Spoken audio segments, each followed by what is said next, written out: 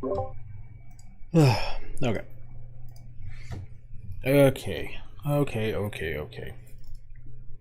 PoE 2. Please be good. I kind of need a reason to play PoE 2. I don't really want to play PoE 2 right now. If PoE 2 good, then that means I have more things to do and I don't get addicted to League of Legends anymore. And that would be great. That would be so good for my mental health. Hi, I'm Jonathan Rogers, Game Director on Path of Exile 2, and welcome to GGG Live. We have a huge amount of stuff to share today, so it's going to be a good one. Twitch drops are enabled on today's live stream, so you'll be able to claim the Red Queen's font hideout decoration by following the instructions below. Okay, so with that out of the way, time to roll the trailer for Path of Exile 2, Return of the Ancients. I miss Chris. Those in darkness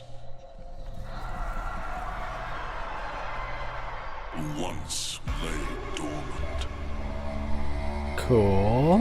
Now return.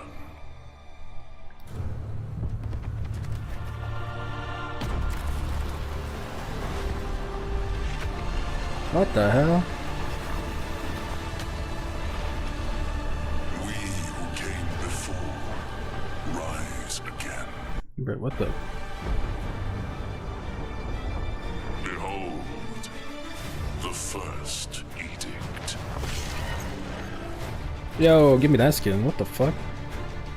Origins of Divinity.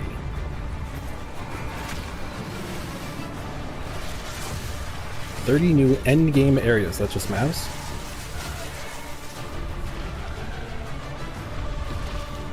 Arbiter Pinnacle Boss.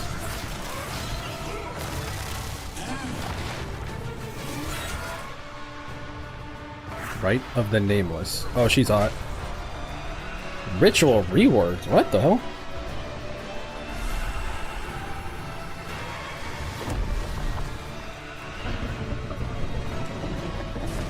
Yo, that's sick as fuck. What the hell? Waking the Dreamer. Oh, okay. That's okay. That's interesting. I was wondering if they were gonna do this.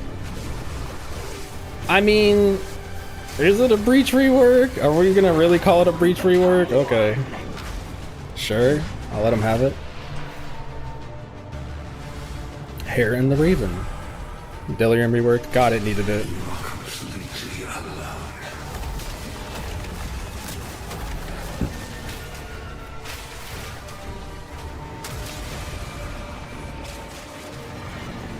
Delirium Pinnacle Boss. They were saying they were going to do that a long time ago. New League Runes of Alder. That feels like the Harbinger. That feels like Harby replacement, I'm going to be honest. This is literally the Harby replacement. Oh, this guy's back.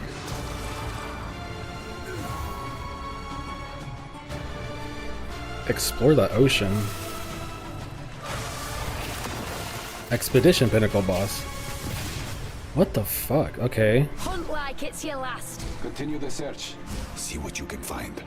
Atlas classes. Excuse me? What the fuck does that mean? Atlas Abysses. 15 new bosses and pinnacles. God damn. Bro, holy shit. Finally! Thank God they added a fucking tree.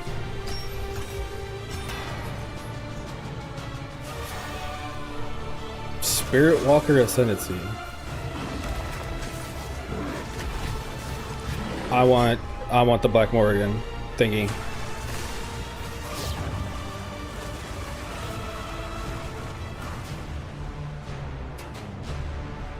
Huh. Man, they really just reworked everything, didn't they? I mean, I'm fucking down. To face us is to face oblivion.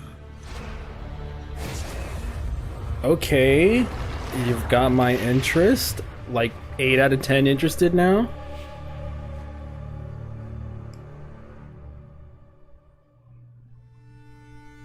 So as you can see, There's just so much going on in Return of the Ancients, it's hard for even us to keep track of it all. Now, we promised that this one was going to revamp the in-game, and I'm very excited to talk about it. But first, we've got to talk about the League. So to do that, I'm going to hand things over to Mark. Hi, Mark. I'm Mark Roberts, Game Director on Path of Exile. Now, for those of you who are new to Path of Exile, each time we release an update, we also release a new league. Not only do we have a new economy, but we also introduce new content through the campaign, which gives you a fresh play experience right from the start of the game, as well as new mechanics, storylines, and in-game bosses. In the Runes of Alder League, you will encounter a man being attacked by the undead in Clearfell. After saving him, he introduces himself as Pharaoh, a young blacksmith trying to bring back the ancient art of runesmithing. Kind of pompous. He has been collating his discoveries in a tome and is keen to show you how runesmithing works. By inscribing symbols on these ancient Ezomite remnants, you can create all manner of old magics. Unfortunately, on doing so, the corpses of the nearby undead are revived and infused with some of the latent power, making for a difficult fight. Is this just is this just a crafting bench, but like with extra steps? After defeating these monsters, Pharaoh realizes that runesmithing is a dangerous business, and he is going to need the help of someone a little more martially inclined to discover these secrets. He lends you his tome and asks that you note down anything you discover when you return to him. Okay. In each area in the Runes of Alder League, you will find a remnant, and as you approach it, you will notice that some symbols are already present, and some are waiting for you to fill them in. Depending on which symbols are already present, you will have different options for which items you can create using this magic. For example, if you combine Tempest and Lightning, you can create an Orb of Augmentation.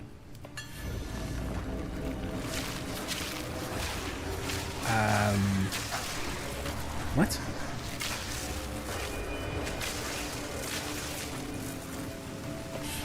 Can we just skip to the part where you show me what it does when on mid-maps? But be careful. The symbols used to craft the items also empower the monsters around the remnant, who will be revived as undead to fight again with different properties depending on what runes you used. So, if you use a fire rune in your recipe, the monsters will be empowered with fire. Or if you use a moon rune, lunar beams will rain Hold down my as hand, you fight Mark. the monsters. Keep holding my hand. I feel comfortable.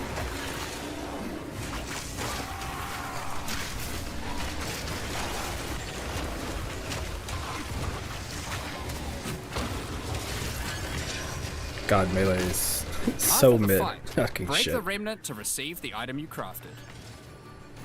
Verisium? As Oh you boy. get higher level, you will start to find There we remnants go. with more slots for more runes, Venomous. allowing you to craft rarer items.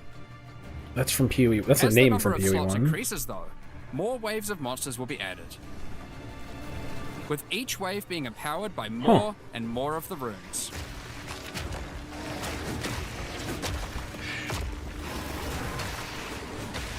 And this can get pretty dicey, because some of the runes can have powerful effects. They probably they probably spawn a boss too, don't they?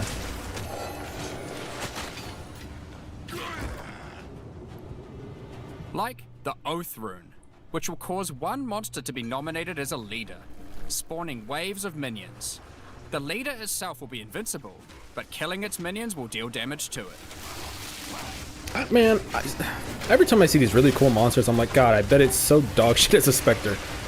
I have hope, but the minion guy in me is just like, yeah, that Scorpion's cool as fuck. He's terrible.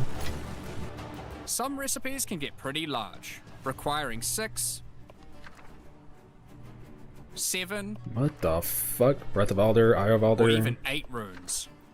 Astrid's Creativity, Catagan's. God But damn. don't worry, you won't have to remember them. Archaic Rune. Pharaoh's runecrafting book will record all the options, allowing you to simply pick which one you want to craft, given the Surpassing existing runes that chance. are already on the remnant. Aftershock Slam. That's pretty To good. expand your knowledge and to allow you to craft more items, Pharaoh has asked that you keep an eye out for signs of runic magic around Rayclast. I He mean, wants to document anything you find in order it's- to rediscover it's the power secrets creep. of Ezomite Power runesmiths creep's of always old. kind of a good thing. Lets you play the game in new ways, so cool. The first of these can be found in Ogum. It's better than It reveals temples. to you an ancient secret, buried deep underground.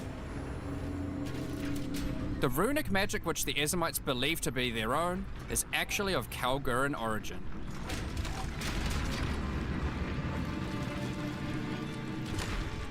Thousands of years ago, the Kalgurans came to Rayclass to find sources of verisium, a metal on which engraved runes allow control over reality.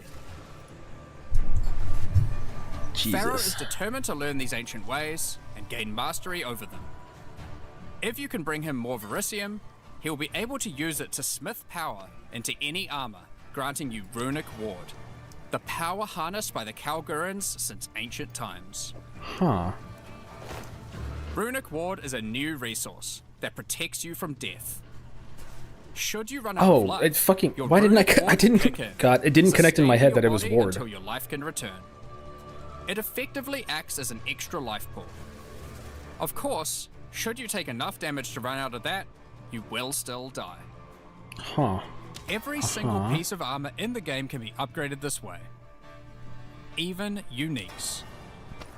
What the Some are just a fuck? strict upgrade, So- giving runic ward with no downside. Yeah, there's no downside. Others are more extreme, sacrificing defenses to get a much larger amount of runic ward. What the fuck? There are even some that add new modifiers to uniques entirely, making them much more viable for higher level play. What? But I mean- the Kalgurans use runic ward for more than just a defense. It The can game also needed be another used layer of to power defense. many Like we other needed methods. something, but okay. Instead of using gems created from corruption, the Kalgurans used runes of power and fueled them with runic ward. Many of the options available from remnant crafting are new types of Kalguran skills that exclusively spend runic There's gonna be so ward much new to shit, wreak isn't there? havoc. We're fucking An 11 minutes in. example is Oh my Triskelion god. Cascade. Using it will cause your next spell to be triggered multiple times in a Triskelion pattern. You can use it with skills like Ice Nova that you cast from yourself, That's cool. or with something you target at a distance, like Comet. I'm not self-casting There are Comet. also You can't skills fucking to make me, modify dude. Existing effects using runic magic, like Frost Flame Nova. Using this skill on a pack of burning enemies will transform the Ignite into Frost Fire, both burning them and building up freeze That at looks the so same time. fucking cool. See, that's the shit I want. I don't You care have if it's basic good. buffs Just make it like look cool Hollow and I'll do Shell it. that guards all nearby allies, to Huh. more complicated mechanics like the Mark of Repulsion that creates a mark capable of pushing away all nearby enemies. Wait. I'm a minion guy. Hold on. Hollow Shell. Runic Ward to allies. Guard duration is 6 seconds. That's pretty good. I'm not gonna lie. Sometimes your specters be To getting fucking more melted. complicated mechanics like the Mark of Repulsion that creates a mark capable of pushing away all nearby enemies. Instead of spending mana, like skill gems do, all these skills cost runic ward, and unlike gems, they don't have a color. This means that they don't What care the about attribute fuck? requirements, or what kind of weapon you use. So okay. These skills are designed Damn. to be used on any class, and so often interact with mechanics that apply across many characters. By combining different runes together, the Kalgurans were able to support their runic abilities, So, and you can as well. There's a reason to fill all of your gem slots now, There I is guess, right? also a That's set of kind of runic what that supports does. that can be combined with regular skill gems in interesting ways. Concussive runes allows you to add these concussive shockwaves to any skill that stuns. Oh, okay, so there's normal builds, While there's Runic mana. Infusion lets you spend ward to directly empower the damage on any skill. Now we have rune defenses, rune Now, there are damage, other ward quests during the defenses and campaign damage. too that unlock even more interesting crafting Ward methods. skills. Bro, Buried deep in the jungle in Act 3, you can find the Mystic Refuge, making build guides in this game is gonna get so containing fucking even more secrets for complicated. Pharaoh to learn from. Using this knowledge, he gains the ability to reforge unique weapons. With this technique, many low-level unique weapons can be upgraded to do significantly more damage. Now, Oh, we've been okay. able to take a bunch of uniques that had interesting modifiers, but were not in-game viable, and give them a bit of a boost to get there. And it's not just low-level uniques. Oh, All shit. Kalguran uniques are able to be runeforged this way too. and they can do some pretty interesting things. Like Searle's Grit, a new unique, which when runeforged can get one of several different I love outcomes. Thorn's builds.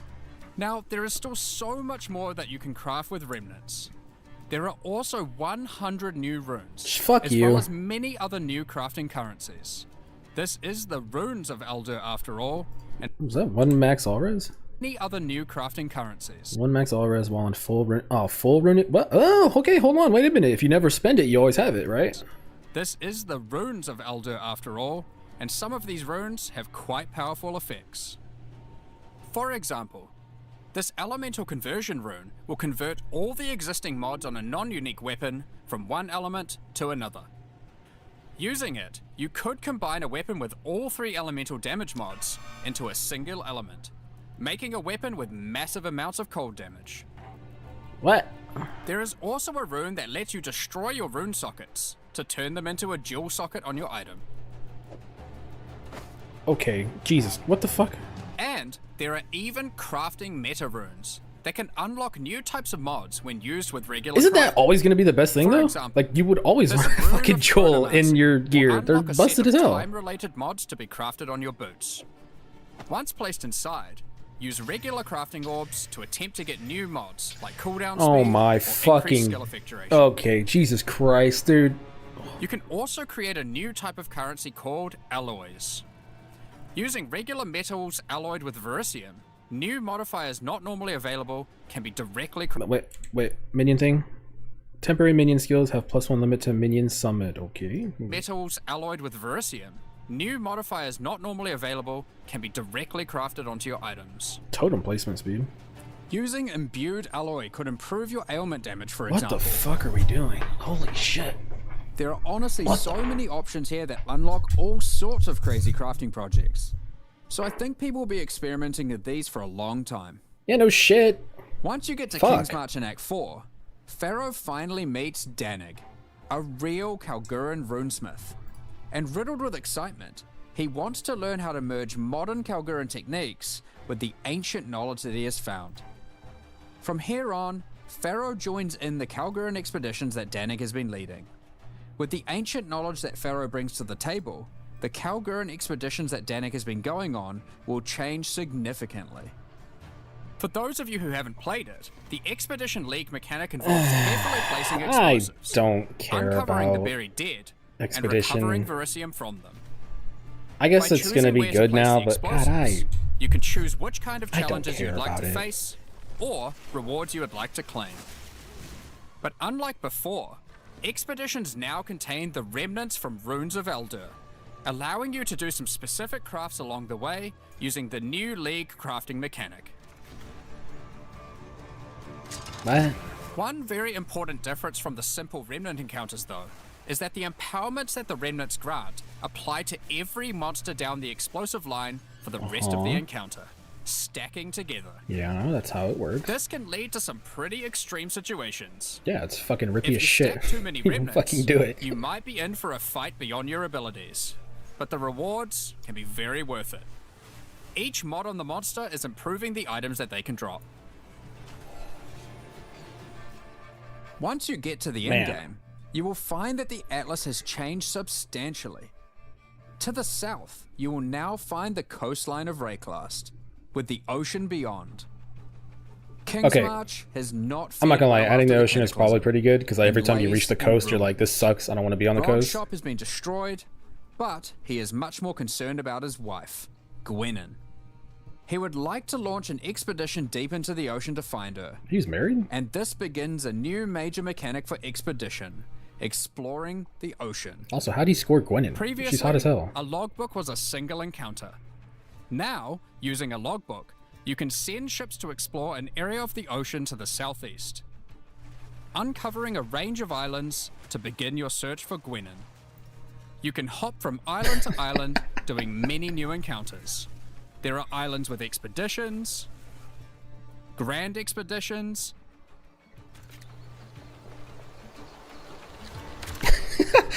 new bosses. I love the dynamic of the riveting and gameplay all of him sorts of walking other and clicking on unique things to stuff. find. Like, I'm sorry, Expedition is still Expedition, man. Like, Eventually, it's you'll good, but find the island that it's Gwennon not has the been most holed up riveting on. gameplay. it turns out that she has found the tomb of an ancient Kalguran, Medved. While she appreciates you coming to her rescue, she is still keen to blow open the doors of the vault and take whatever you can find inside. Her husband's looking for her, and she's like, "Oh, I didn't think you'd be here that fast." It's Okay, just a anyway, shame that come help me Medved now. isn't as dead as you previously assumed.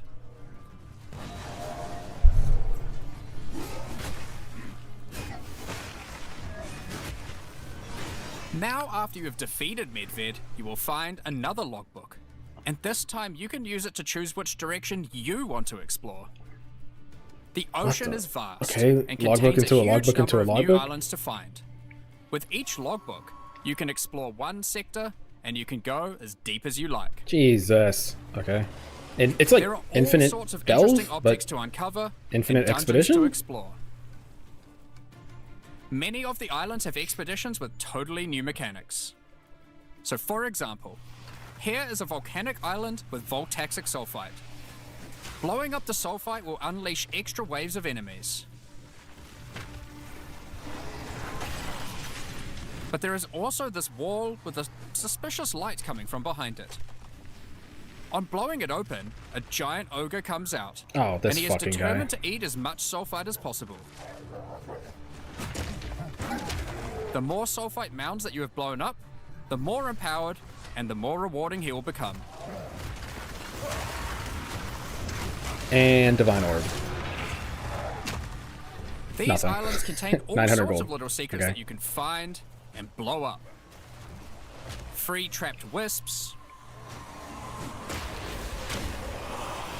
Blow open root doors.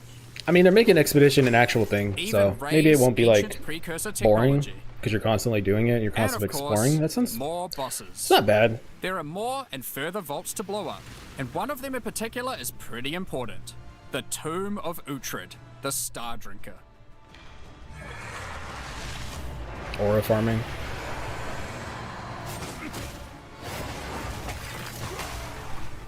Uhtred was responsible for calling down the meteors of Verisium, which the Kalgurans used to power their ancient magic. And upon defeating him, he calls down a truly gigantic one into the ocean nearby. That's cool. On visiting it, you find that it is shrouded by a strange energy emanating from the Verisium core of the meteor within. There is something growing in there, and it can't be anything good.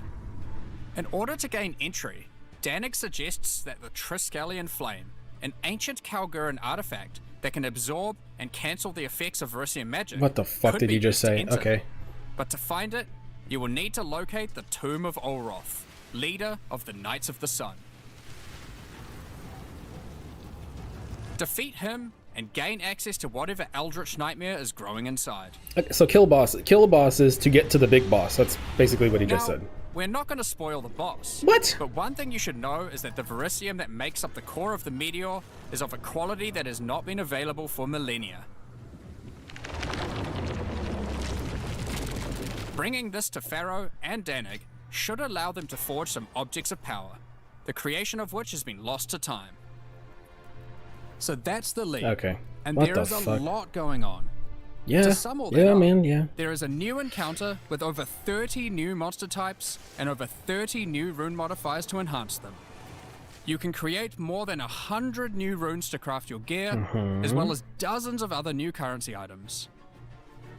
And there are new quests added to the campaign to unlock even more new crafting options. Yeah. Rune forging armors, Which gives you ward that everybody can use. upgrading uniques, The upgrading unique thing's actually pretty sick. dozens I'm not of gonna new lie. Kalguran That skills actually and sounds. supports, Hopefully, it's good. Like usable good. tons of new islands to discover by exploring the ocean, I feel like there never 5 is. new Though. bosses, including a new pinnacle boss, Hey, spoilers! What the fuck? and a bunch of new uniques to top it off. But there is still a ton more to come. What do you? It's What? time We're 20 minutes in. Oh my god! All right.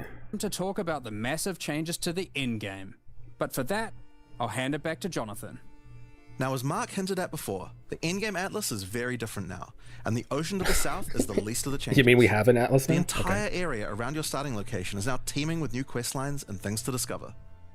Will you investigate the strange forest to the west? the cracks in the earth to the east, Cracks in the earth. or perhaps visit the ruins of a vile city in the north. Cracks in the earth. The Atlas now has fixed points of interest at specific locations, giving you specific objectives that are easy to find. Like before though, no matter which objective you choose, going to towers to see what's out there is always a good idea. The first time you do that though, something new happens. The earth shakes, and a gigantic fortress rises from the earth. A remnant of the ancient precursor civilization.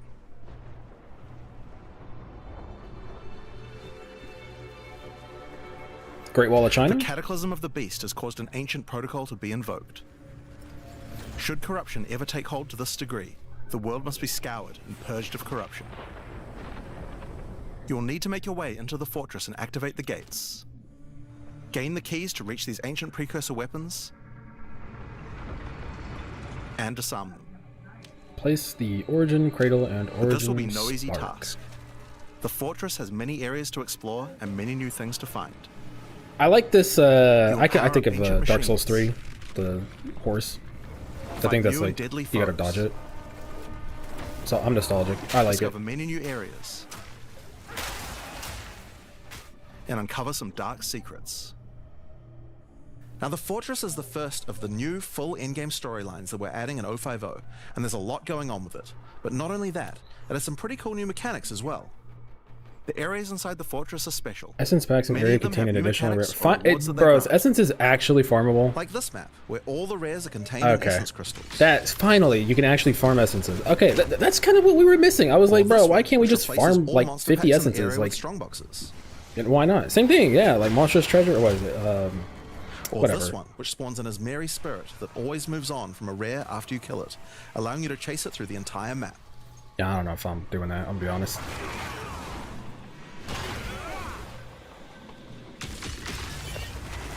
Oh, but you can combine it and it'll go into Now, the just like essences. the normal Oh areas of the shit, Atlas, combination. you'll need to fight the map boss of each area to complete the map. But unlike a normal map, the ones in the fortress each contain precursor nodes after the boss, and activating these nodes will give you points for the new and improved Atlas passive tree. Okay. This actually matters. So finally we're at the point where I'm like, These nodes will give you points for the let's actually see what the fuck's happening. When a monster is possessed by a sacred spirit, it is also possessed by another inner spirit. That's, yeah, sure. new and improved Atlas passive tree. Now we had an Atlas passive tree before, No, you didn't. but it was one of the areas of the endgame that just wasn't up to scratch. The Atlas tree now works 50% increased precursor tower reveal radius? Sure. quite a lot differently. As Mary spirits may seek out and possess strong boxes. Okay, that's pretty good. We've significantly upgraded the kind of mechanics that you can find on the Atlas tree. Yeah. Like this one, Where it does gives it a have a chance chance to to make rogue flee? exiles you fight retreat from combat Huh. and move to an adjacent map. Before you fight them again, they'll upgrade their gear and come back with a grudge this time. There are also a lot of nodes that combine mechanics together in new ways, like this one which lets Asmeri spirits possess strongboxes. All the regular monsters that come out of them are touched by the spirit, and the rares are all possessed, giving you some incredible loot potential.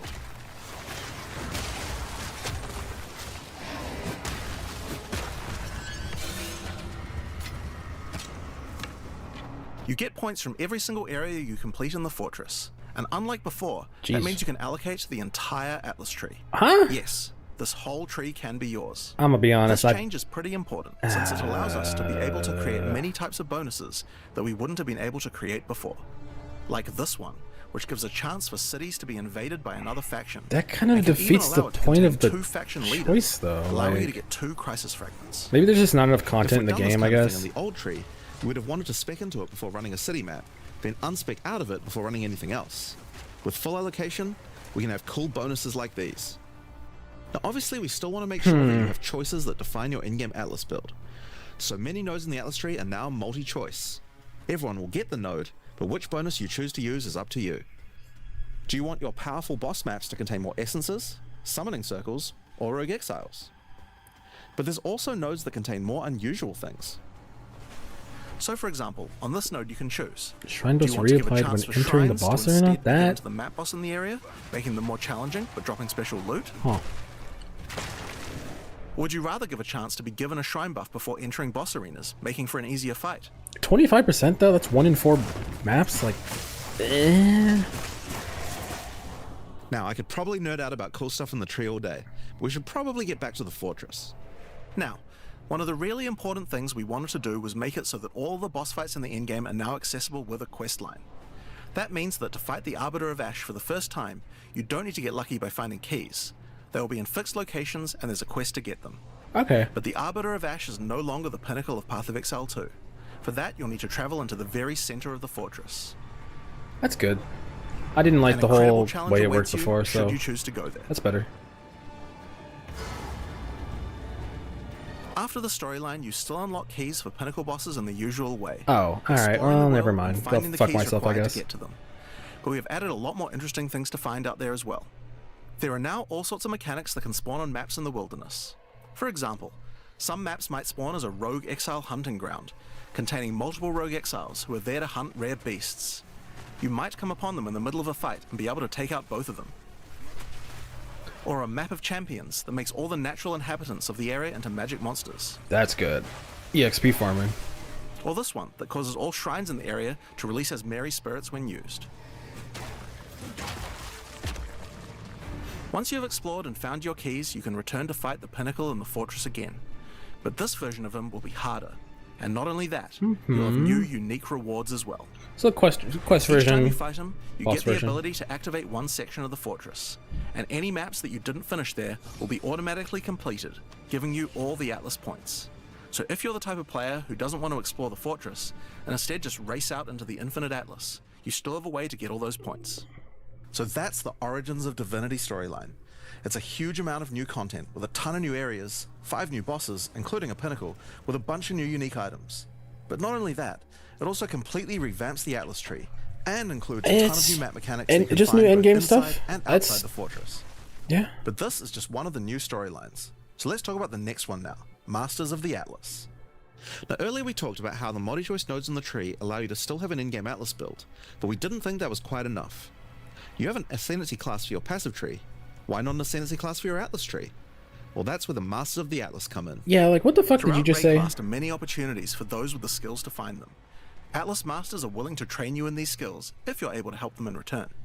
One such master is Jado, a member of the Order of the Jinn, an organization that secures powerful artifacts to prevent them from falling into the wrong hands. Jado will He's- send you on so missions he's to Robin investigate Hood? strange occurrences on the Atlas and recover the artifacts causing them. And for each one you recover, he will gain more trust in you and teach you more ways of the Order of the Jinn. At level 1, you could choose to massively increase the chance for rare and unique Strongboxes, chests, unique chests. or make it so that all map bosses drop an additional unique item, I like that one.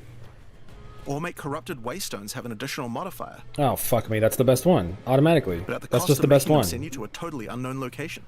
It's the best one. That's the 100% the best one. There's no way that's not gonna be the best one.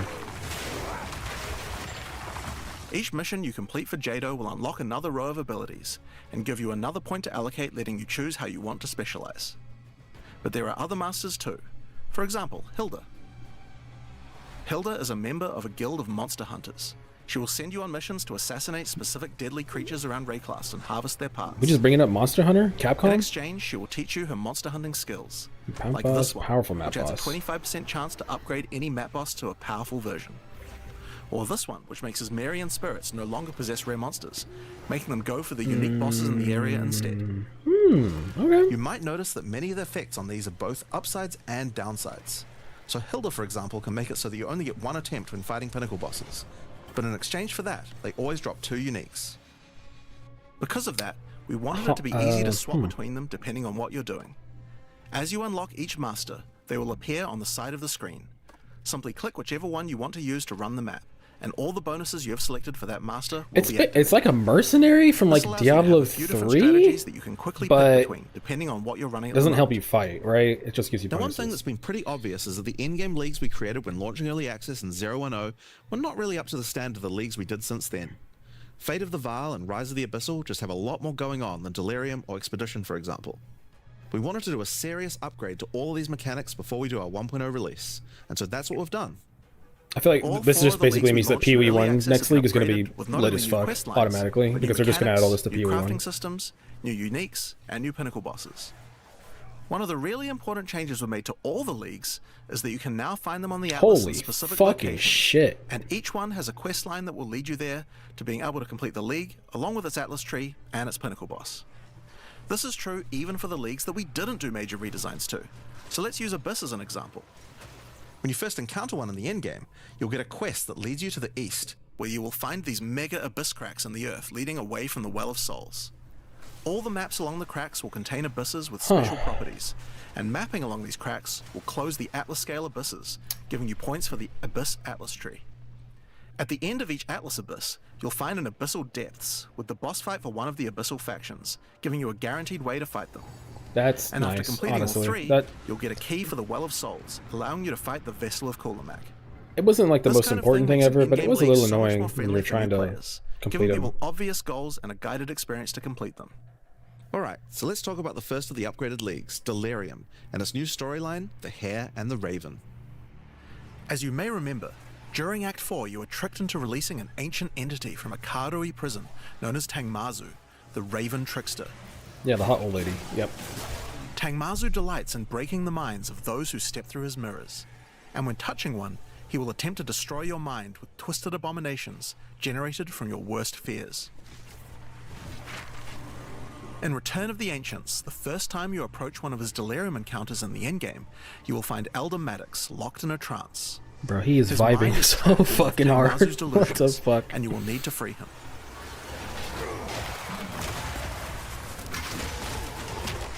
Once free, Elder Maddox demands that as you caused this problem, you should put it right. He asks you to travel west to the Withered Willow, the location he believes that Tangmazu first gained his powers.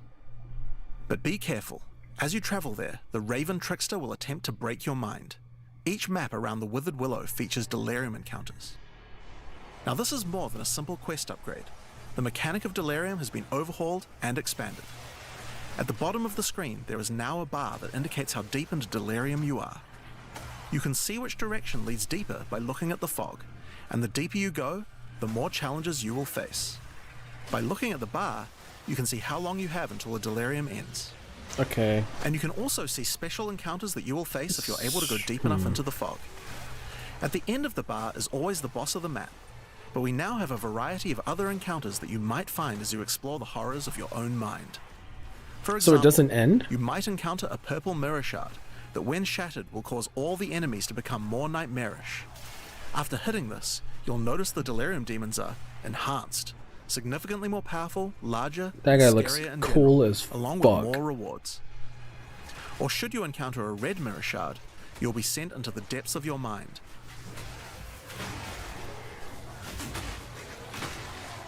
And must escape it while fighting off hordes of your worst fears. I hope that guy's a good Spectre. I'm not gonna lie. If That's the you are first thing able I'm to do thinking of. so, Just please be a you'll good gain Spectre. a powerful amulet with 2 instilled notables on it. What the fuck? Once you reach the Withered I mean, Willow, talismans, but, Elder like, Maddox discovers that a shard of the craftable? mirror is missing. You will need to track down Tangmazu and restore it if you have a hope of discovering how to defeat him. And that means entering the Raven Trickster's mirrors in an attempt to locate him. Each area around the Withered Willow contains Delirium encounters, so that's a good place to start. As you do Deliriums, some of the special encounters will drop liquid emotions.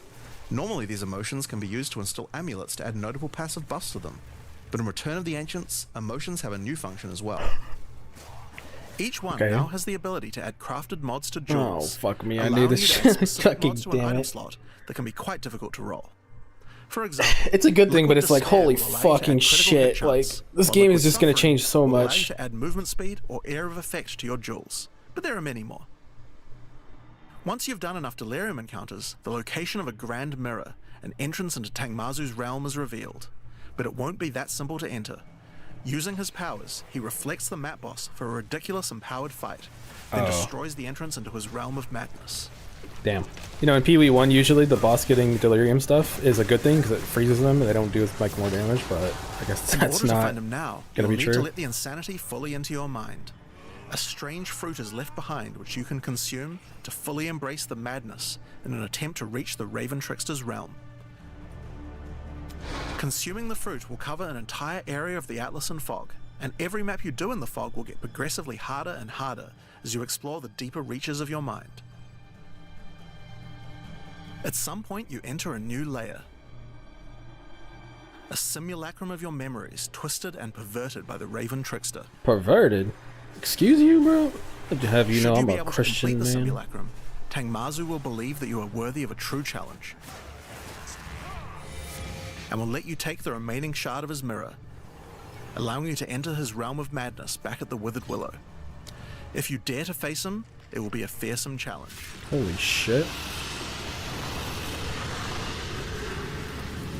That is the most Dark Souls So, 1 that's thing the new I've ever seen in storyline my of life, Delirium. but I love it. As you can see, it's not only a questline, there are new mechanics, new crafting options, and new boss fights. But one question you might have is, what happens after? Well, once you've completed the story, grand mirrors will start appearing on the Atlas sometimes after completing Delirium encounters. I mean, After doing the grand mirror, you can select where on the Atlas you want to do your fruit. it's not that much different, right? Like, it's But this time, mostly... the fight will be quite a bit harder. And not only that, the fight will be able to drop a bunch of new uniques that were not available in the questline version. We'll show some of those later. It's just like Infinite Delirium, basically, After right? doing a grand mirror, the decision of where to spread the fog can be important, because there are some potent emotions that only come from certain map bosses affected by Delirium this way. Like all emotions, they can craft special mods onto jewels, but these potent emotions can create mods that you can't get any other way. So for example, potent liquid melancholy is an emotion that can only come from human bosses, and allows you to add a variety of on-hit effects. Also, you might want to try instilling amulets with these emotions. They could have some interesting effects, with some powerful notables that do not normally exist on the tree. Like Storm's Rebuke, 80% increase which makes stun armor recovery. break boost your cold and lightning damage. What the fuck? But also notables from a clearly deranged mind, like Calm's Blessing. This skill allows you to ancestrally boost fire spells after using a warcry. Fire How about using an spells? ancestral flame blast? Okay, get Now, the just fuck like out of before, here. You can also upgrade the league by getting points for a dedicated Delirium Atlas tree. But this now works in a much better way and has much cooler effects. The maps in the Delirium area of the Atlas give you Delirium passive points for completing them. Oh my god, there's so it's much new easy to shit. see how to What the progress. fuck?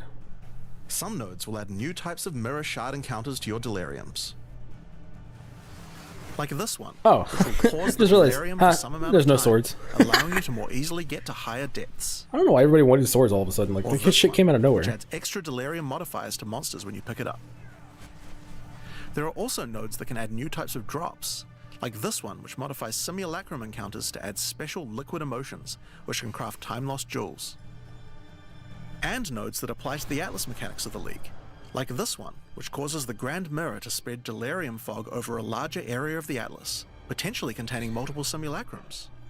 Alright, so that's the changes to Delirium. I don't The know. core mechanic now includes a bunch of new things to find. Yeah, there's new monsters more to kill, stuff, more there's crafting new in it. mechanics It's on the a Atlas. better thing. It also has new crafting system for jewels, and over 20 new unlockable notables for amulets. Not only that, but you have a new pinnacle boss with a bunch of new unique items. But it's still hard and a as massively fuck because upgraded you're Atlas scaling tree just for Delirium and you need a good build in order to push it. So it's good, but I There's just feel like still it's a like lot more to super come, end game. So let's talk about Breach next. When you first do a Breach in the endgame, you will find Aelith, one of the Keepers of the Flame, an ancient order of monks dedicated to preventing the Hiveborn from entering the world.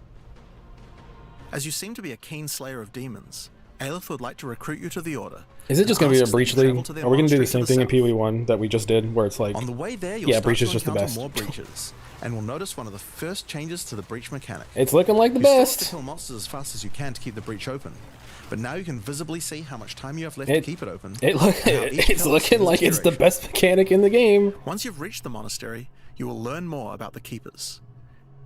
In Did the they add the 25 tree or years did they since the not? events of Keepers of the Flame in Path of Exile 1, the war with the Hiveborn has not gone well, and they have managed to establish a foothold in the world nearby.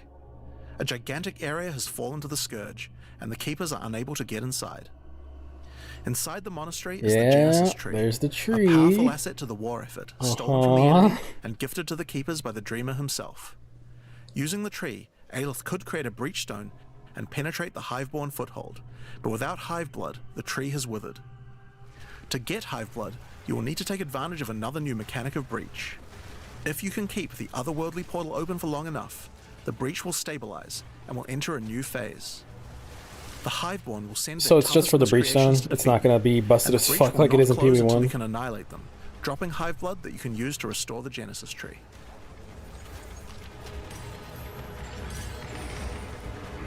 In some cases, you may even attract one of the deadliest foes the Hiveborn can offer, a Marshal of Zesht. Is it the same one? These monsters also drop womb gifts, and if you take these to the Genesis tree, they can be used to craft items to help you in the war against the Hiveborn. Given that 25 years have passed since the beginning of the war, the tree has grown and withered many times, but with each cycle it learns and expands its abilities. When you first open the Genesis tree, you'll notice these holes into which you can place your womb gifts. Each womb gift can be used to create a different type of jewelry, and must be Can grow into a belt, can grow into an amulet, grow into a currency, can grow into a ring. Okay, so it's not as busted, but fertilized with hive blood. So for example, you can place this amulet womb gift into the tree, and it will give birth to a random rare amulet. But the Genesis tree is capable of much more. it's going to be the best crafting. It's going to be the best way to craft gear. Maybe not like super mirror tier gear, but it's going to be the best way to craft gear, isn't it? As you continue to feed the tree, its branches will regenerate and allow you more and more control over what kind of items it will birth. So for example, this branch of the tree will allow you to control which base types of amulets can be birthed. And as you go deeper, it will even allow you to create new base types that you can't get anywhere else. It's good. It's good for the game. Absolutely, 100%. It is 1000% good for the game. 100%. The game, it needed it. But it is like this one, which gives you an entire spirit skill for free. Like on League Start, I can't imagine I'm not going to be like, yeah, just do Breach. Like 100%. It's the best way to try to craft gear. It's like starter gear, mid-gear. To the left and right are branches that will let you control but Breach is good. Including making sure that they're it is fun. So is it a bad thing? But it's the same thing. We're doing the same thing in PoE 1 as PoE 2, right? But it was good in PoE 1, so why not do it? Ah, fuck. Specialize your crafts. But it's worth noting that this tree That's so complicated. to respecing it. I mean, it's fine. Hopefully the game doesn't stay like this forever, where Breach is just dominant in both games forever, but it is fun. It's a lot of monsters. As well. You have a bunch of new base types like these. Flat Fist, One Roll, 6%. The right-hand branch of the ring tree adds an entire new set of caster mods to rings. What? From basics like extra elemental damage for spells. Oh god. Or more niche options like this mod that increases the rate you gain seals for Unleash.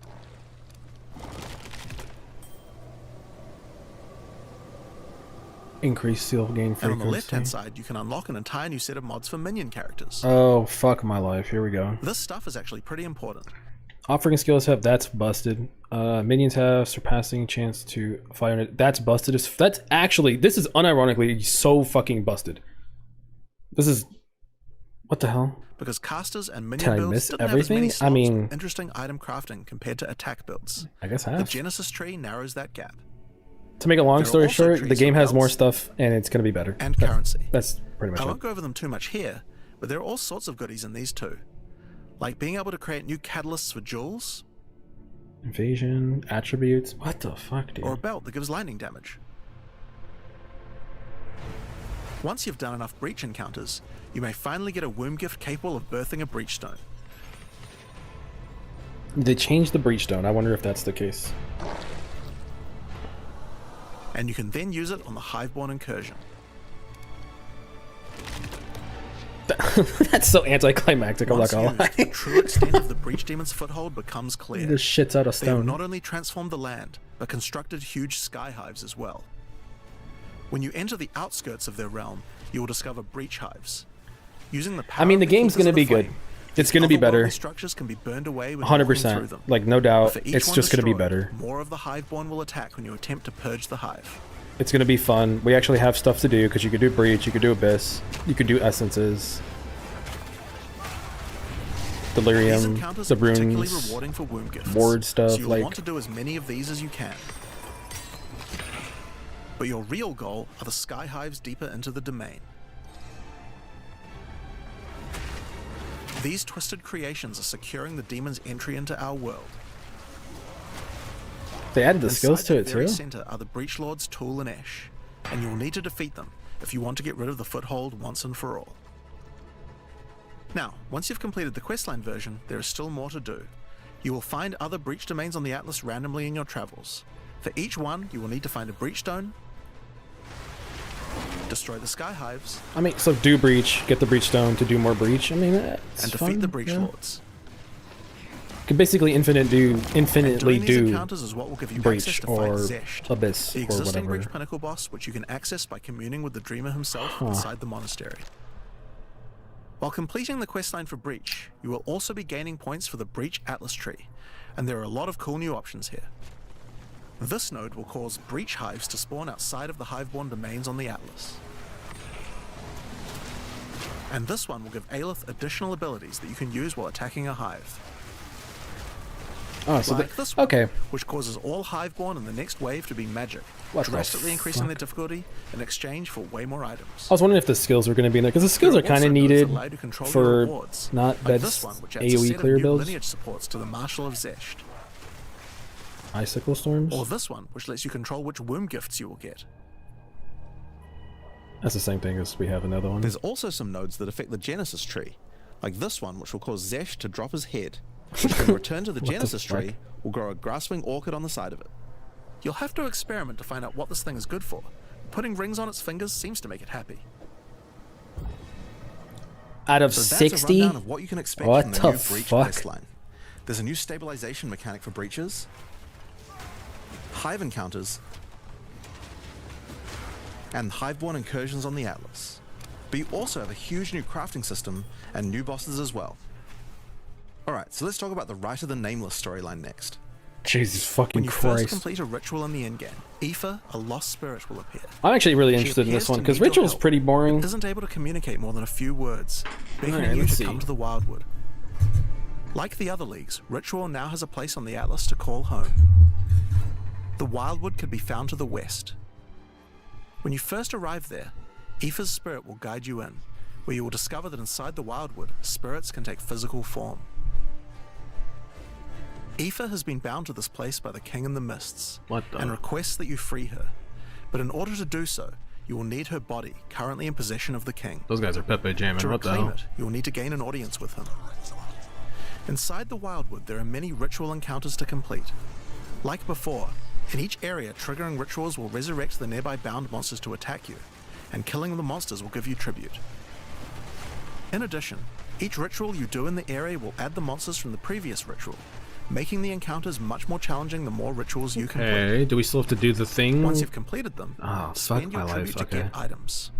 Now, an important change to the rewards of Ritual is that all the items in the reward window are now uniques or omens, making this league's rewards much more valuable than before. So it just makes it easier. You don't have to look at the junk. In order to gain an audience with the Nameless King, Okay. you need to sacrifice tribute to him. Any remaining tribute you don't spend can be sacrificed this way to fill up this bar. Once you have enough tribute for an audience, That's return to the Wildwood to define his actually- location with the Nameless Shrine. That's pretty cool, actually. His location will be revealed deeper in the Wildwood, and you will need to make your way to him, kill him, and get Aoife's body. This dude just yoinked his ass out of the Using fucking her tree. body, you can attempt to release her spirit, but this is when you learn about the true threat of the League. The Wildwood is built on top of an ancient prison. The King in the Mists didn't gain his power out of nowhere. He was granted it by an ancient being of darkness known as the Bodark, and the Nameless King's use of this power has been causing the prison to weaken. In order to prevent the Bodark from entering the world, a champion will need to enter its prison and beat him back, but those with a name are unable to survive there. In order to do so, you will need to transfer your name to another with a new mechanic in the Ritual League, the Rite of the Nameless. The rite will begin in a nearby forest. At first, it appears to be a regular ritual encounter, but that will soon change. It's The final better. ritual of the area will include the map boss, Fuck. and defeating him will give you a piece of the effigy onto which you will transfer your name. But the ritual is still not complete. Once the map boss is defeated, the Atlas will open, Huh. and you will need to pick another More adjacent map to tribute, continue the ritual. More money. During the rite, each adjacent map will have different rewards to tempt you. So for example, if you go in this direction, you gain significantly more tribute. But if you go in this direction, the uniques in the reward window will turn into currency instead. You can also sometimes get offered specific What? items that will be added as rewards. So in this case, you'll have to choose if you want to get 5 Chaos Orbs or a Mage Blood. They just throw that shit out there? Difficult decision, I'm sure. But if you want to get 5 Chaos Orbs or a Mage Blood, you'll have to choose if you want to get 5 Chaos Orbs or a Mage Blood. They just throw that shit out there? Now, as this is one continuous ritual, the encounters in the next map won't start from scratch. They contain all the monsters that were gathered from the rituals of the previous map as well, making them harder and harder. Okay. And that includes the map boss too. That's gonna You'll make need it to defeat interesting. both map bosses in the final encounter for your next effigy piece. And it still doesn't end there. Pick another map, another reward, And add you another can. map boss to Oh, continue fuck until the this ritual of shit. the Nameless is complete. Oh, hell no. It will take 5 maps in all, and will be an incredible challenge. But once complete, you can return to the Wildwood to perform the What final the rite. fuck? Transfer your name to the effigy, adorn the crown of the Nameless King, and enter the prison. Give me that as an MTX. Let me keep Now, it. of course, once the pinnacle boss is complete, the league doesn't end there. As you do rituals on the Atlas, you can continue to give tribute to the king in the mists for Yeah. another audience. I mean, it's a theme. So far, the theme is like, and you can do it again, but Pick another better. forest to begin the rite of the Nameless once more, That's fucking and crazy. this time with a harder pinnacle boss and new unique items to find. Of course, we've also significantly upgraded the ritual Atlas tree. Get points by completing maps in the Wildwood, and you'll be able to It's unlock pretty some pretty cool straightforward, modes. right? You just run to the Some of ritual, them kill the affect the rite of mobs, the Nameless, and that's like this you just one, keep which going. extends its duration. That definitely makes it You thought more. fighting 5 map bosses at once was hard? How about 6? What? Or this one, which makes maps during the rite have more reward mods, often having 2. You also have nodes that allow things to combine with other content, like this one, which gives a chance for rituals to be created inside summoning circles, adding a random boss to the ritual encounter. There is even a node which adds a new type of I possible feel like ritual. the audience with the queen, which causes the bride of the king to sometimes appear. Okay, so that's ritual. It might. But let's have a look at what this means for in-game content as a whole for Path of Exile 2. When you include the expedition changes made by the League... Oh yeah, we have a expedition. total God of damn, I 5 forgot new about in-game expedition. storylines, Expedition each of definitely which feels is the a most hub, like. crafting systems, It's like it's areas to expedition. It's the explore, same shit, but ritual is NPCs, and a pinnacle cool. boss as a capstone. That guy's Not dank. to mention the Masters of the Atlas storyline as well. But more importantly, you now have immediate quests as soon as you arrive at the endgame, and goals with obvious progressions that you can see how to finish. Each in-game questline has a progress bar Oh, that you good can pop out from the side of the Atlas screen at any fucking time that shows you lord. how far through you are, and buttons that Oh will take you to the Jesus! hubs for them. I mean, you got something to do now. Overall, it's just a way better in-game experience with a significant number of fun objectives to complete. But just in case you didn't have enough goals, we did have one other thing that you might want to complete this league. Swords. These are called challenge leagues after Yeah, all. okay. Where are all the challenges? Well, players of Path of Exile 1 will be used to the fact that each league comes with a series of challenges that you can complete in order to prove that you are indeed the best. We haven't done these yet in Path of Exile 2, but it's time to change I've that. never done a If 40-40 you're able ever. to complete them, Literally you'll ever. earn I've never pieces of finished the it. I Knight always of get to like Alder 36 or armor something. set. I'm like, oh fuck this shit. I'm done. Opening the Never challenge screen will show finished you a 40-40. series of 8 challenges. After completing each one, anyone in chat or in the forums will be able to see your prowess. In addition, you'll get a statue to put in your Ooh. hideout showing anyone you trade with how many challenges you've completed.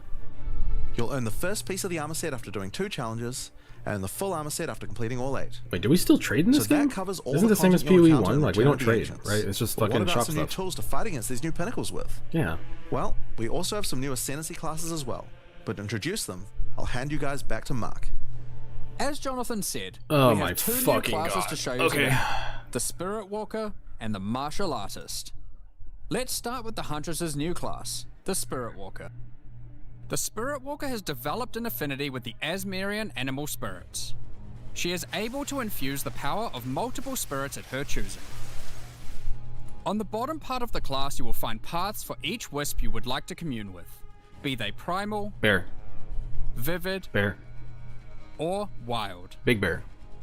Each one can give you different abilities that align with the stag, owl, or bear. Yeah, just give me the bear. Each ability gives you a method to become possessed by wisps of that type, and a new ability when you spend them. The stag 60% allows you to lightning? summon stampedes when you attack. The owl grants boons in the form of their feathers, Aw, which shit. adds extra projectiles and enhances the Aw. projectile speed of your next skill. It's OP. And the bear simply summons a giant bear companion to your side. The bear will maul, slam, leap, and do intimidating roars to debuff your enemies. Just take the owl. Let's just fucking call it a day. Let's just Now you can move specialize on. Just more take into the each of fucking these owl. wisps. But if you want to combine all 3 of them, then a new hidden power will be unlocked. The power of the Sacred Wisps. This node is free, and enhances the quality of all 3 of your spirit animals. Your bear will take some of the damage you take That- and grant you life regeneration. What the Your fuck? stags will become more aggressive, leaping towards enemies. And your owl-empowered skills will leave a trail of soaring ground behind them. It's overpowered. all. What the Spirit fuck? Walker has other powers beyond wisps, such as idolatry, which can give you large bonuses for using idle socketables in your equipment. And this one, which is my absolute favorite.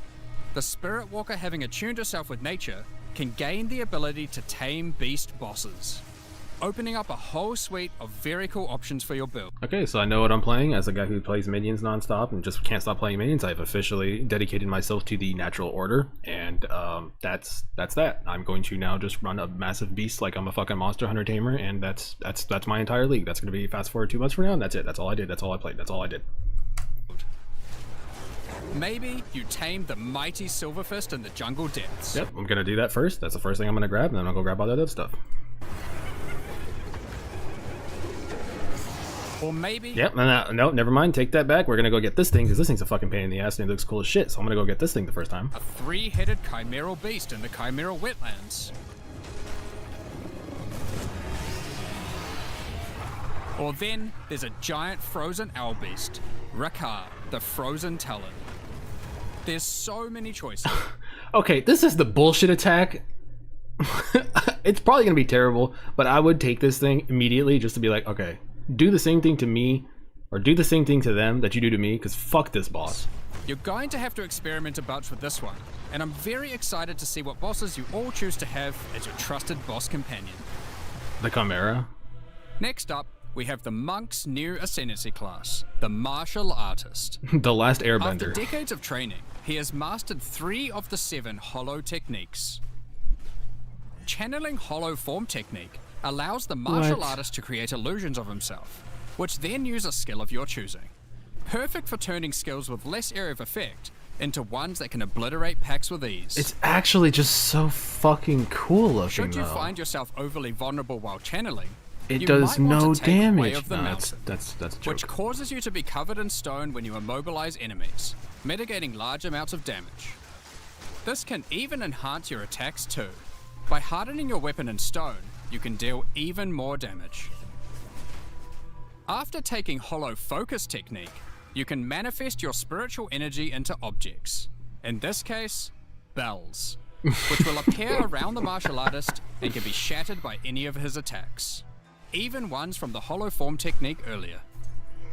That did not come out as Hollow cool as I resonance think it was technique supposed furthers to. that But by adding a manifested Okay. bell to your back, which rings each time you deal a critical strike, damaging all enemies around you. Through all the martial artist's thorough training, he has mastered the flow of internal spiritual energy too, and has engraved runic tattoos around his meridians. By doing this, he can gain the benefit of extra runes. Just open your inventory and add the runes. There is one that counts as a helmet, 2 as a body armor, 1 as gloves, and 1 as boots. Finally, your hands, the ultimate expression of a master of the martial arts. Taking Way of the Stone Fist will cause your gloves to become a new base type when equipped. Each modifier on the original pair of gloves has an equivalent, more powerful, and more impactful modifier. it's already evasion For ES, example, so it's already like these gloves good. add some physical damage, cold damage, lightning damage, some resistances, and life gain on hit. More damage, Now, okay. when I equip these, they become literal fists of stone. Fuck you. What the fuck is this shit? Oh my god, what the fuck? Alright. And not only grant me a bunch more evasion and energy shield, they now also grant a lot more damage, some maximum resistances, and a significantly higher amount of life gained on. So if you had an ascendancy node, and the ascendancy node said you get +2 all max res, and you get 50% damage as extra thing, I feel like that would automatically be a taken node. Hitting enemies. And but okay. With all the different rune combinations you could do, and the different modifiers and gloves, there's a ton of different build options, and we're looking forward to seeing what you can come up with. Now, with so many new bosses in Return of the Ancients, of course we want to have a huge number of unique rewards. There are some pretty cool things in here, Ooh. so we wanted to show you a few of them. Twisted Empyrean is a two-handed mace made from the purest of Verisium, That's a lot of mana. combined with the Beast's corruption. It converts all of your mace's skills fire damage to cold, and visually does so too, turning your volcanic fissures into glacial ones. I mean, visually This it looks mace cool. also comes with its own built-in skill, Starborn Onslaught. Using Glory, you can leap backwards, throwing your mace at the ground, creating Verisium fissures, before calling behind it a storm of cold metallic bolts from the stratosphere. So just combat with Next, extra we steps. have Eventide Petals, an amulet that not only grants runic ward, but also comes with its own reservation skill, Midnight Zenith. This skill causes your critical hits to grant Arctic petals that hover around you. Once you have acquired enough of these petals, they will be consumed, creating a floral ice crystal near an enemy. Then, destroy that crystal to do devastating cold damage to everything around it. I mean, The Raven's Flock is a staff perfect for minion characters. Not only does it grant spirit reservation efficiency and minion damage, it they didn't say it so far. Are we still going to be in this world where everything needs +5 levels of minion stuff? Because if that's the world we're living in, then this thing sucks. Automatically, right? But the fact that they don't have those, I'm assuming they're changing it and adding more power creep and all of the other stuff that we've seen. Because like minions deal 150% damage. It's like, that's good. But it doesn't have plus, 3 to level minions. So I'm already kind of like, eh. also allows your minions to inflict grueling madness on hit, slowing enemies and making all other slows on them more powerful for maximum crowd control. That's not where this item shines though. It grants a skill called Spiraling Conspiracy. This skill causes a flock of ravens to circle you, dealing damage over time to anything near them. Is this just Death's Oath, basically? Because it's not Righteous Fire, but it's like, this feels like Death's Oath on a staff. Killing enemies, or just by standing near unique enemies, causes the flock to grow, getting larger and larger. For your Okay. PoE 1 players, you can think of this just like a Raven Righteous Fire. I don't think so. That's not all, however. These ravens are also minions, so they fully scale with minion damage and come with their own command skill, Mad Flight. This command skill causes your flock to create a tunnel of deathly damage between a set of illusory mirrors, obliterating anything in between. I mean, I'm gonna play it, I guess, just because it's basically Death's Oath with extra steps, but that makes me like Poe's it. Flight is so, a pair of okay. gloves instilled with the purest of fear. Equipping these causes your enemies to become terrified of you. These gloves cause you to gain stacks of fear incarnate when you cull enemies. To aid in your culling, these gloves also come with the skill Crushing Fear. This is similar to the monk skill Killing Palm, except it deals chaos damage, and the amount of damage and area of effect scales drastically based on the power of the enemy. As you use this, gain your stacks of Fear Incarnate, which increases your Your video source, it's glitching out sometimes. I had to fix it right before I did this, so I was just like, yeah, fuck it. But yeah, I have to fix it. There's some bug or whatever, but we'll just finish this and I'll go fix it afterwards. culling threshold, meaning enemies become easier But I wanted to watch and it. easier to cull, even to the point of being able to instantly kill some monsters from full life. Sylvan's Effigy is a scepter for those wanting to run companions. It Oh. allows you to have any number of companions of different types, instead of the normal restriction What? of just one per type. But what makes this cool is the Asmerian Wolf Companion it comes with. This is a persistent minion that bites foes to maim them, leaps to cause bleeding, and even howls to buff nearby allies. Additionally, it comes with the command skill Eternal Hunt, which when used it will howl, calling on the spirits to manifest spectral wolves to ambush all foes around you. Liminal Coil is a crazy wand. It allows you to apply as many curses as you please. Is it just me, or did immediately it feel like the AI on these wolves was the dog shit? I'm sorry, the minion guy in me is just like, Eternal Hunt. which when used it will howl, calling on the spirits to manifest spectral wolves to ambush all foes around you. Yeah, I mean, it's cool, but Liminal like, Coil whatever. is a crazy wand. It allows you to apply as many curses as you please, but those curses will have no effect. What's the point then? 2 reasons. Firstly, your spells gain a bunch of extra physical and chaos damage for each curse on enemies. Secondly, is the skill it grants called Coiling Bolts. This skill is a projectile spell that fires coiling physical and chaos projectiles with every cast. What makes this skill truly special though, is that it will split and chain through every cursed enemy, causing an absolute ruckus. See for yourself. This is it. This is it. That's what I've been waiting for in this game, is something like that. A bunch of curses, Powers of the Asmerian does some dumb spirits by shit. dealing damage of all elements. That's what I needed. And all elements can cause all ailments. It reminds me of Hexblast for some The reason. I coolest don't thing know about why. this bow, however, But is the Asmerian fuck it. Swarm skill. These are minions that are summoned when you kill enemies. They will pursue all nearby enemies, damaging them and inflicting a debuff on them that boosts your elemental damage even further. Watch as you mow enemies down, and the swarms of Asmerian wisps aid you, melting enemies one screen at a time.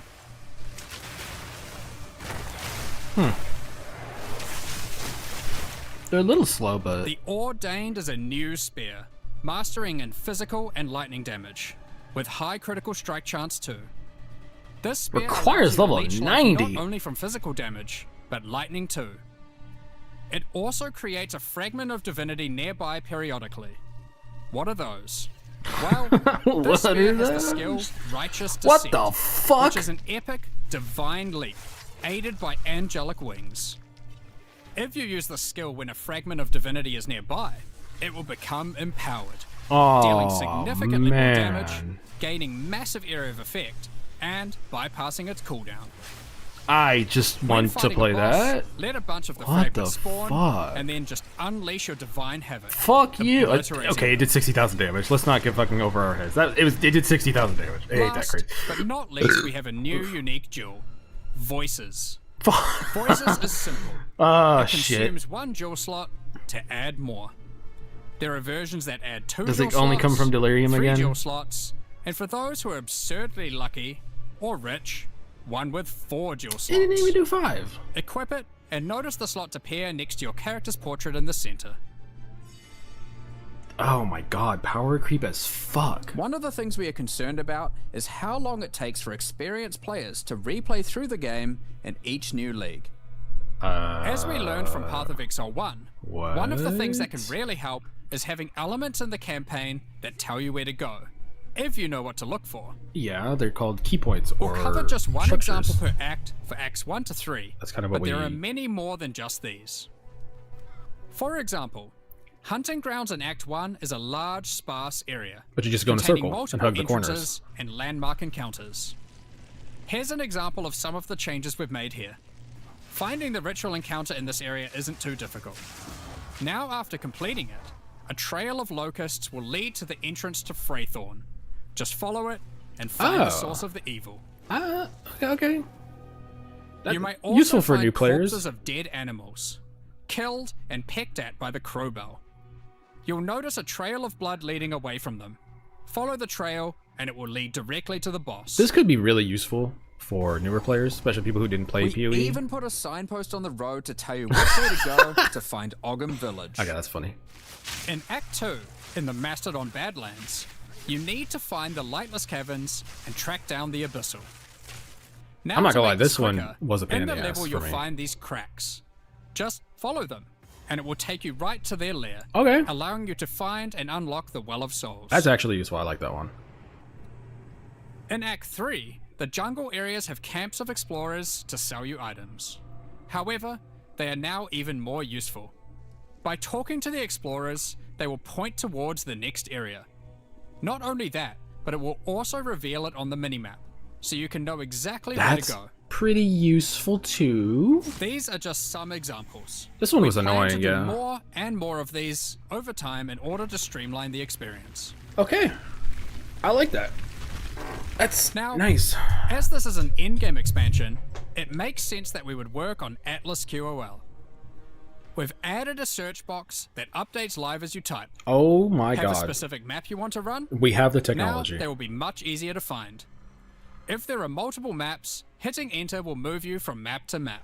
Holy fuck. Now, Actually, making a character sick build as in fuck Path of change. Exile 2 can be pretty complex. And instead of designing a build yourself, many players enjoy following online build guides. Oh, I We raised have my a hand. pretty Oh. awesome community that has built many tools over the years for designing builds. But we wanted to improve the experience of following them. So, we are introducing a new build guide system directly into the game client. Here's how it works. Community creators who write build guides can now create a new file format. Oh shit. A build file. Once downloaded, the builds appear in the in-game client, and selecting one will show you everything you need to know to Yeah, make definitely that build. just wasn't. Yeah, okay. So you can see all the passives you need to allocate, ascendancy points you need to take, skill gems you need to equip, That's. and recommendations for all the support gems you need to use as well. I mean, yeah. For items, the build designer can specify which uniques to use in each slot, or if needed, just add some notes to the item slot to say what kind of item you need. I mean, okay. Fuck my life. In This is fact, gonna make it a build lot creators more. can add notes to just about any of these areas, allowing them to explain different trade-offs in context, or just give more info about how these things should be used. They can also give level ranges to each element, allowing recommendations to change over time.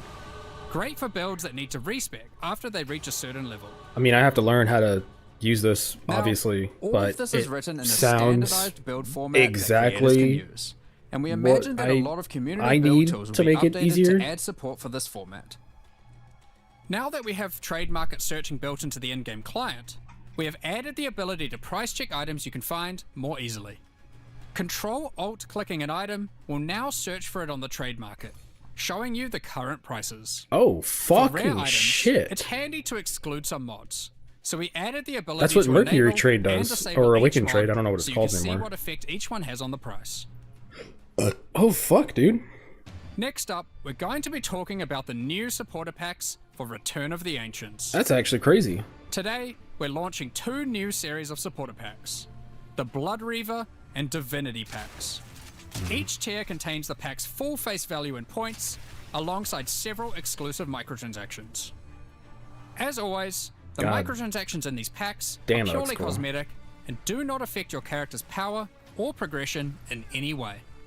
Huh. The Blood Reaver series of supporter packs contains 6 exclusive microtransactions. Let blood fuel your bloodshed. The Exsanguinator weapon effect draws the blood of enemies you've slain and funnels it into your weapons. Turn the appearance of your endurance, frenzy, and power charges into orbiting globules of blood Okay. with the Blood Reaver charges. The edgelord in me is. While your charges are active, these blood orbs will grow in size when you absorb more blood from nearby enemies. There are options to have pure blood That looks charges, cool as fuck, what the or hell? charges that still display which kind of charge they are at their core. A taste for blood doesn't negate a taste for style. The Elite Blood Reaver armor features crimson leathers and golden accents to set yourself apart from uncivilized leeches. It also features a back attachment, fashioned out of the wing of a colossal bat. Oh, that's Alongside every really Blood Reaver skinny. is their trusted gargoyle pet. In true gargoyle fashion, they take the form of a stone statue when you are idle, leaping into action when you're on the move again. Man. What good is immortality if you don't have a vast mansion to come home to at the end of the day? The Eternal Blood Reaver supporter pack contains the Blood Reaver Manor Hideout. This exquisite 2-story estate features an organ, a grand dining table, and cages for your visitors. You can alter the walls to create as many or few rooms as I you gotta like. spend $90 for this fucking hideout, man. God damn it. Last but not least, the Servant of the Manor, eternally bound to the Order of the Blood Reavers. Nah, this is my goat. This henchman will manage your store, so you can spend more time spilling blood. Stop that. We won't disappoint you. But if we do, You've our permission to beat us most violently. Will the armor sets from last The legends be Divinity available in Pack store series start this also league? contains Usually, yeah, 6 they add it exclusive afterwards, microtransactions. but it's gonna be individual, so you have Call to on pay. Divinity to You won't aid get like a in deal, eluding but you could enemy buy it. hits with the Divinity dodge roll effect. As you sprint, actual divine lightning wings will form out of your Fuck map, me, dude. That looks leaving a cool as trail shit. of radiance as you engage or escape from combat. For situations that are too dicey, call on the gods above to send down the storm of What the Divinity fuck? Okay, to create a safe this is passage pretty for you to cheap for retreat. this, honestly. I'd probably buy this. Adorn yourself with the Knight of Divinity armor set, a highly revered attire only bestowed to those deemed worthy for the divine cause. Show it with the wings.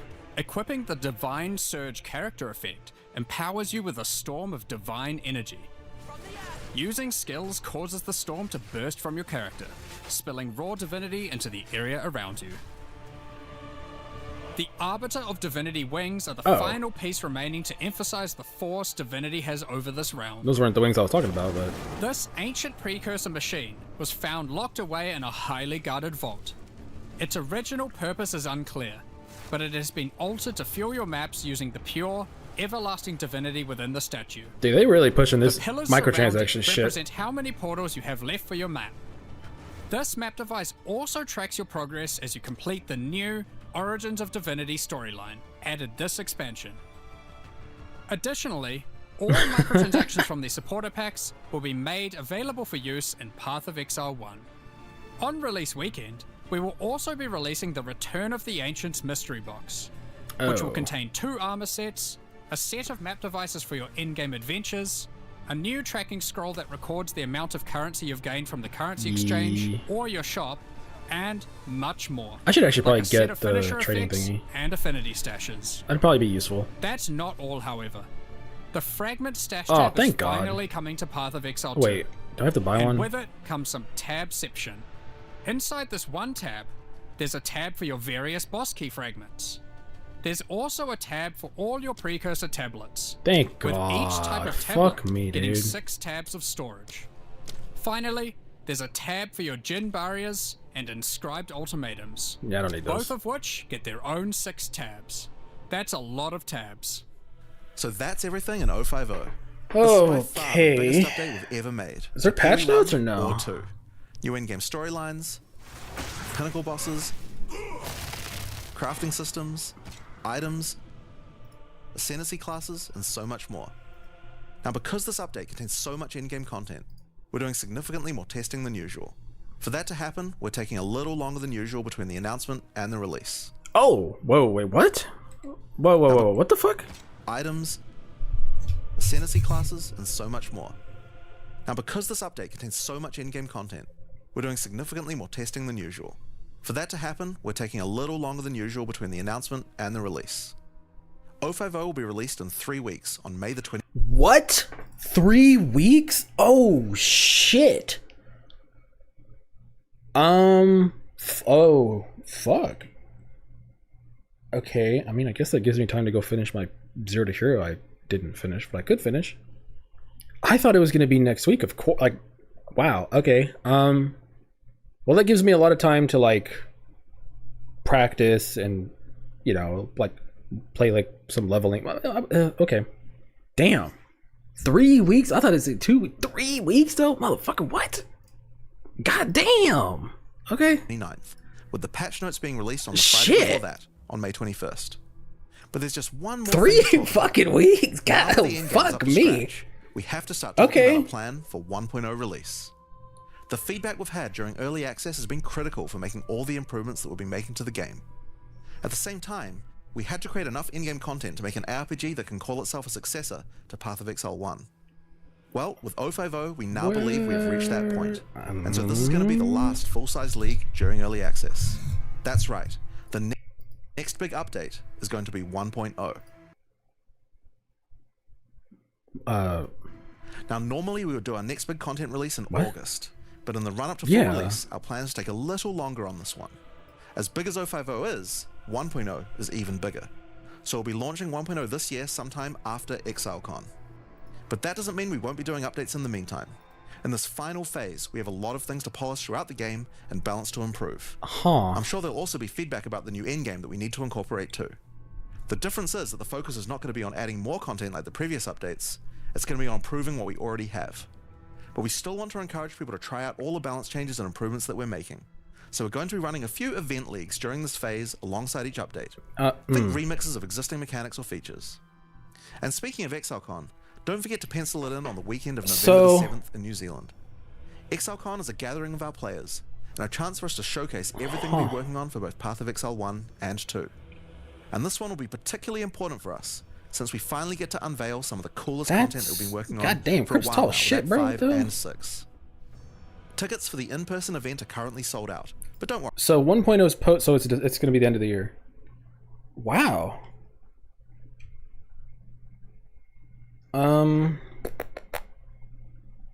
Okay, so I'm not gonna lie, I imagine a lot of people watching this, like content creators, I mean, probably were like, oh fuck, 3 weeks? Oh shit. Like I was fixing my sleep schedule today, like I was, you know what I mean? But it's like 3 weeks, okay. I mean, that gives me time to go wrap up because I need to finish some stuff, but like, damn, 3 weeks? And then 0.5 is like the end of beta. And they think that this reworking a couple leagues and going to 1.0. I mean, PoE 2 is going to be on hold. Interesting. How many points out of 10 for all? You mean like my rating of like how I feel about everything we just watched? God damn, it's been an hour. I mean, this is just a fast, like, kind of how I feel about the game. Generic, just... yeah, some thoughts like melee is melee, it's whatever. Evasion is really good. Armor ES is terrible. ES is probably too strong. My problem is they didn't talk about balance, right? This is just content. I kind of wish I had patch notes because I think the patch notes are really what make me... it's what's going to make me change how I feel about the game a bit more. But ultimately, I pretty much just wrapped up how I felt. Just give me a reason to play longer than 2 weeks. I don't get addicted to PoE 2. I get addicted to PoE 1 a little bit still. I've played the game for 12, 13 years now, so it's hard for me to, like, you know what I mean? But for PoE 2, I have never once been like, oh, I'm addicted. I want to play every class, every ascendancy. I want to do everything. I just haven't had that feeling, which is why I kind of burn out really fast. So out of 10, I would say this is a 9. It gives me the reason to want to play the game more. There's so much fucking new content that it kind of became a running, like, this shit. Capable of pushing away all nearby enemies. All of this, upgrading the unique items from like level 1 uniques to like higher end uniques and stuff. The ward system of like, we have ward, but you can use it on everybody. It's not tied to anything. It's going to be interactions, there's going to be mechanics, there's going to be layers. It's a lot. And that's not even talking about the patch notes that are probably going to shake the meta up a little bit, right? That are going to fine tune some stuff. The new 2 ascendancies genuinely look like strong. Like, I'm, as a minion dickhead, I'm like, holy fuck, I get to tame the giant chimera. That's sick as shit. And then just rework. Like, I feel like no matter what, let's like act like the other things didn't happen. If they just were like, hey, we're gonna add all this other stuff, new end game stuff, here's Breach, I feel like automatically it's like an 8, right? Because Breach is just so, it's so good. Like, Breach is just so fucking good that it being in PoE 2 is goated as fuck, right? Even for the leagues that we didn't. So that's funny. I mean, just noodles. Thanks. I have to fix like my stream. I fix shit like this. So I was probably gonna end soon. I'm just wrapping up how I feel, but like, thanks, man. It's always funny when that shit happens. The new rework content. This shit's good. The Atlas tree. Okay. The Atlas tree being infinitely allocated. I don't know how I feel about that. Because I feel like the fun thing in PoE 1 is you pick and choose, right? So it's kind of like, oh, I didn't get to do this. So I'm going to play a new build. Let me go play strong boxes, right? In PoE 1, right? Like, you did strong boxes. I'm done with this. Let me go do essences. All right, I did essences. Let me go do harvest. With this, it feels like you're just gonna play the game until 287. Oh my god, But it feels like you're 287. So when I see this number, I'm thinking in my head in my Atlas tree, right? Like when you complete your maps, it's like you're not playing the game until you finish every single map, right? So that's what I see this number as. Like, okay, I have to do all of these things. I got to do 287 point allocations, and then I get to play the game, quote unquote. And it depends on how long I think this takes to do. You know, with map completion, let's be honest, people like Ben and Jong and stuff like that, they can knock that shit out in less than 15, 16 hours. Personally, for me, it usually takes about a day on League Start. 287, how long is it going to take to do this is going to kind of dictate how I feel about it. There's also some nodes that affect But I guess that's where the choice comes in, because as you're completing the Atlas, as you're completing all these objectives, you're having to pick and choose. So, yeah, I don't know. Putting rings on its fingers seems to make it happy. The new meta is that we're all just beta testers for early access. I mean, yeah. That's kind of what I wanted, though. It's a fucking beta. It's a brand new game. Just fucking break everything and allow us to just,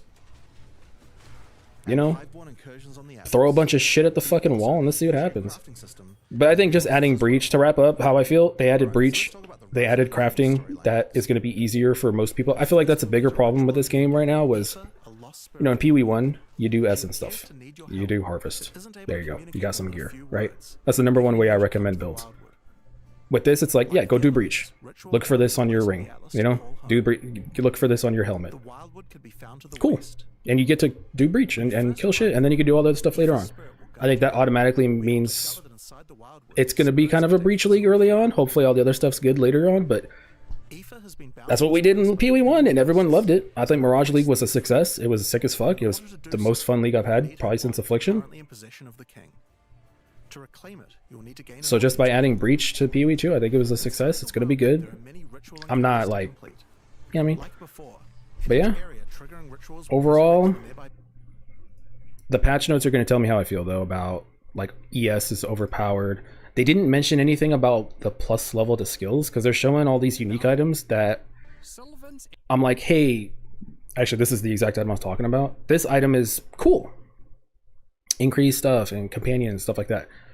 But it doesn't have plus level to spells. This wand, this thing looks really cool. He's attacking and stuff. 80% spell damage, cast speed, magnitude of curses you inflict are 0. But it doesn't have plus 5 levels to spells, right?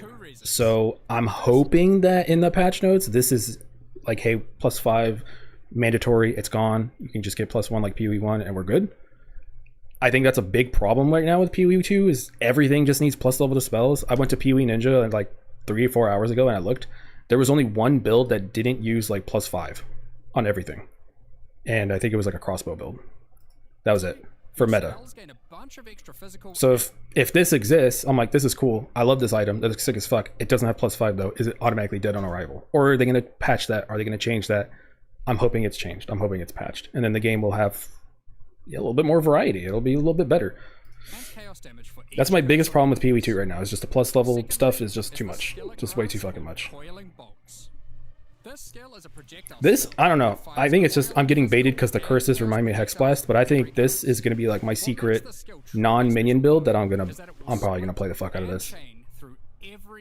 I'll probably work on this all league to make it good. If it's not good, it just looks cool as shit. Bunch of curses. Yeah, I'm in, dude. That shit looks lit as fuck. Causing an absolute ruckus. It's handy in Act 2. Where was the... God, they added voices to the game too? Fuck my life. Now also grant a lot more damage. Where's the ascendancy? This node is free and enhances the quality of... Alright, so the owl thing was busted. That was automatically like, yeah, it's extra projectiles.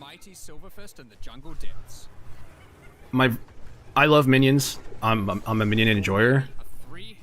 If I'm being honest, usually minion AI is the reason why minions suck. That's why a lot of specters don't work. So if I'm being just honest with myself, I think this thing probably has bad AI. Because if this attack is stationary and it doesn't move, then that's not good. The Chimera, probably too slow, right? The monkey might be okay. There's a couple other bosses though that The Spirit Walker have opening up actually have suite of very decent cool AI. They're a little features. bit faster and stuff. Maybe you tame the mighty The monkey could be serpents in the okay. jungle depths. Because he's pretty mobile. It's got some big AoEs. But his slam's really slow. Yeah, whatever. Anyway. Beast in the This is just overanalyzing everything. I'm done. I gotta fix my stream and shit. It's all broken. There was a weird thing. I tested it yesterday. I tried to start it. It was broken. It's fucking busted as shit. It's garbage. So I gotta fix this stuff and things like that. The patch, 3 weeks though? Fuck me. Okay. I gotta figure out what I want to do for the next 3 weeks. Might go back to PoE 1 and just do a quick 0 to hero, then go to PoE 2 and start working on that shit. But yeah. But I'm out of here. Have a good one. Patch looks sick. 9 out of 10 motivation. Kind of crazy that they're announcing that 1.0 is in December though. They have to hit it out of the park with this. If they don't hit it out of the park with this shit and we're like, whatever, then man, they're calling their shot. I respect the fuck out of it that they're calling their shot. They're like, yeah, this shit's gonna be hot as fuck. You guys are gonna love it. 1.0 is in December, but we'll see.